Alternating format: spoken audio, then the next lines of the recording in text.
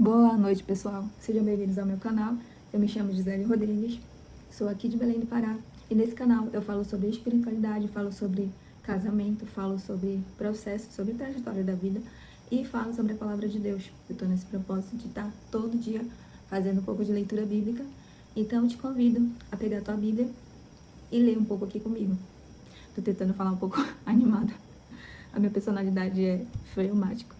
Eu fico vendo meus vídeos e o meu jeito é muito calmo, muito tranquilo. E pode ser que eu perca a atenção do povo, né? Que gosta assim. Eu gostaria de ser extrovertida. Mas cada um tem o seu jeito, né? Como diz a minha avó. Então, aqui em Mateus, capítulo 5. Dando continuidade, pessoal. Tive que parar o vídeo porque meu marido chegou. Quero deixar para vocês uma palavra que está aqui hoje. Mateus 5, Sermão do Monte. Ao ver as multidões, Jesus subiu ao monte. Ele se assentou e os seus discípulos se aproximaram dele. Então ele passou a ensiná-los as bem-aventuranças. Jesus disse: Bem-aventurado os pobres em espírito, porque deles é o reino dos céus. Bem-aventurados os que choram, porque serão consolados. Bem-aventurados os mansos, porque herdarão a terra. Bem-aventurados que têm fome e sede de justiça, porque serão saciados. Bem-aventurados os misericordiosos, porque alcançarão misericórdia. Bem-aventurados limpos de coração, porque verão a Deus. Bem-aventurados os pacificadores, porque serão chamados filhos de Deus. Bem-aventurados os perseguidos por causa da justiça, porque deles é o reino dos céus. Bem-aventurados são vocês quando por minha causa os insultarem e os perseguirem, mentindo disserem todo mal contra vocês. Alegre-se e exultem, porque é grande a sua recompensa nos céus.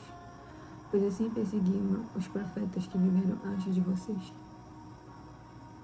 Vocês são o sal da terra. Ora, se o sal vier a ser insípido, como lhe restaurará o sabor? Pois nada mais presta senão para ser lançado fora e ser pisado pelos homens. Vocês são a luz do mundo. Não se pode esconder numa cidade situada no alto de um monte, nem se acende uma lamparina para colocá-la debaixo de um cesto, mas um lugar adequado onde ilumina bem todos os que estão nas casas. Assim brilhe também a luz de vocês diante dos outros, para que vejam as boas obras que vocês fazem e glorifiquem o Pai de vocês que está nos céus.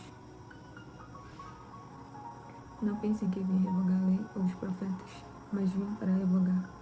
Não vim para revogar, mas para cumprir. Porque em verdade eu lhes digo, até que o céu e a terra... Gente, eu tive que pausar o vídeo novamente, porque meu bebê acordou. Eu tava aqui em Sal e Luz, terminando, falando sobre a lei, ensinando a respeito da lei. Não pensem que vim revogar a lei ou os profetas. Não vim para revogar, mas para cumprir. Porque em verdade eu lhes digo que até que o céu e a terra passem, nem um rio ou um tio jamais passará da lei, até que tudo que se cumpra. Aquele, pois, que desrespeitar um destes mandamentos, ainda que um dos menores, e ensinar os outros a fazer o mesmo, será considerado menino no reino dos céus. Aquele, porém, que os observar e ensinar, esse será considerado grande no reino dos céus. Porque eu afirmo que se a justiça de vocês não exceder em muito dos escribas e fariseus, jamais vocês entrarão no reino dos céus. Os escribas e fariseus eram pessoas hipócritas e religiosas. Então Jesus ele vem nos dizer que a gente tinha que ser bem melhor do que eles. Aqui vem nos falar também do Sermão do Monte. É uma das passagens mais lindas da Bíblia. Jesus fala: bem-aventurados que são pobres em espírito, porque deles é o reino dos céus. São aquelas pessoas que são humildes. São aquelas pessoas que não precisam estar ostentando, não precisam estar querendo parecer ser o que não é. O que é problema do brasileiro, né? Querer parecer ser o que não é. Mas o Senhor, ele valoriza a humildade. Bem-aventurados que choram, porque serão consolados. Eu já chorei muito, eu passei muitas coisas na minha vida. Mas, Senhor, Ele sempre muda os tempos e as estações. Há tempo de paz e há tempo de guerra. Há tempo de abraçar e há tempo de deixar-se de abraçar. Há tempo para todas as coisas. Mas que nosso choro hoje seja de arrependimento. Que nosso choro hoje, ainda que não estejamos passando por situações difíceis, clamemos para que estejamos com o coração quebrantado. Para que o Senhor quebrante o nosso coração. Porque quanto mais a gente fica com o coração endurecido, mais a gente se esquece das coisas do reino e se prende às coisas que são fúteis e materiais. Então, é necessário chorar, é necessário se rasgar, é necessário quebrantar-se. Não para ficar oprimido e triste, não, mas para lavar nossa alma, para tirar o peso. Só da gente ler a palavra de Deus, esse peso já vai saindo. Não sei vocês, mas eu me sinto mais leve. Tem sido dias difíceis, desde quando eu comecei a gravar vídeos. Muitos ataques espiritual na mente, mas eu dobrei meus joelhos e falei para Deus que eu não aceito isso. E que eu não vou dar lugar para a carne, mas vou ver o meu espírito para agradar o Senhor. Então, amados, bem-aventurados os mansos, porque herdarão a terra. Vocês me veem aqui muito tranquila, mas quando o negócio pega, meu marido me conhece. Mas é bom ser manso, mas não em todo tempo a situação para tudo, né? E no caso esse já é o meu jeito. Mas tem momentos que a gente tem que ser mais incisivo no que a gente fala, como a gente fala com nossos filhos, nosso marido. Bem-aventurados que têm fome e sede de justiça, porque serão saciados. Quando você se importa com a dor do próximo, quando você olha para as injustiças, mas não só com pena, não só com piedade, mas você faz algo para que essa situação venha mudar. A gente tem que ter muita fome de justiça, principalmente para a nossa nação que é tão corrupta. A gente tem que orar que venha justiça sobre o Distrito Federal, sobre Brasília, sobre as favelas, comunidades que estão dominadas pelo tráfico. Bem-aventurados misericordiosos, porque alcançarão misericórdia. Então, quando você se importa com o próximo, quando você